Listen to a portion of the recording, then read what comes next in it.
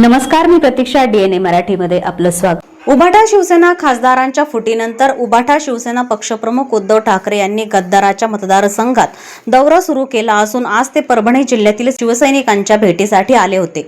पक्षप्रमुख उद्धव ठाकरे यांच्या प्रमुख उपस्थितीत शहरातील अक्षदा मंगल कार्यालयात निष्ठावंतांचा मेळावा घेण्यात आला. यावेळी व्यासपीठावर खासदार संजय राऊत, खासदार अनिल देसाई, खासदार अरविंद सावंत, माजी खासदार चंद्रकांत खैरे, आमदार आदित्य ठाकरे, आमदार अंबादास दानवे, परभणी विधानसभेचे आमदार डॉक्टर राहुल पाटील, महापौर सय्यद इक्बाल, जिल्हा प्रमुख विष्णू मुरकुटे, जिल्हा प्रमुख रवींद्र धर्मे, अयोध्या पौळ, डॉक्टर विवेक नावंदर, शिक्षक सेनेचे मराठवाडा अध्यक्ष बाळासाहेब क्राखे आदींसह शिवसेनेचे प्रमुख पदाधिकारी व कार्यकर्ते मोठ्या संख्येने उपस्थित होते. यावेळी शिवसेना पक्षप्रमुख उद्धव ठाकरे यांनी आपलं मत व्यक्त करताना म्हणाले, परभणीचा दुर्दैवी इतिहास झालेला आहे. आपण ज्याला ज्याला शिवसेनेचा उमेदवार म्हणून उभे करतो त्याला तुम्ही कशाचाही विचार न करता निवडून देता. याच्यामध्ये माझी चूक झाली आहे. त्यामुळे नेमका विश्वास ठेवायचा तरी कुणावर, असं मत यावेळी व्यक्त केलं. आज संपन्न झालेल्या निष्ठावंतांच्या मेळाव्यास परभणी जिल्ह्यातील शिवसैनिक मोठ्या संख्येने उपस्थित होते.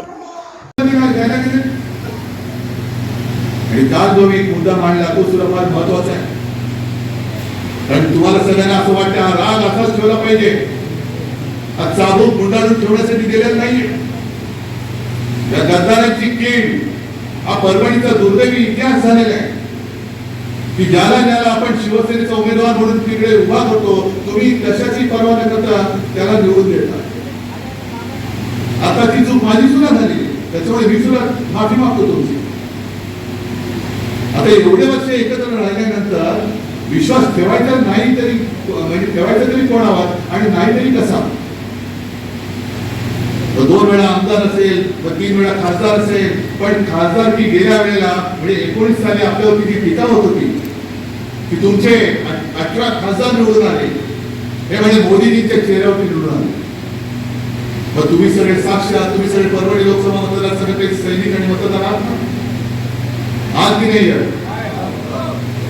मग मला फक्त एका प्रश्नाचं उत्तर द्या. 2024 साली तुम्ही बाळासाहेबांच्या फोटोवरती आणि शिवसेनेच्या मशाल निशाणीवरती भरोसा ठेवून मतदान केलं का मोदीमुळे त्याला निवडून दिलं? त्याच्या विरोधात म्हणजे पूर्ण देशामध्ये मोदींची लाट होती. राम मंदिर बांधलं होतं तरी देखील महाराष्ट्राच्या मतदारांनी मोदींच्या विरोधात मतदान केलेले हे सगळे खासदार आज परत त्यांच्या पायाशी लीन झाले. हा महाराष्ट्राचा अपमान नाही. प्रतिनिधी बालाजी कांबळे, DNA मराठी, परभणी.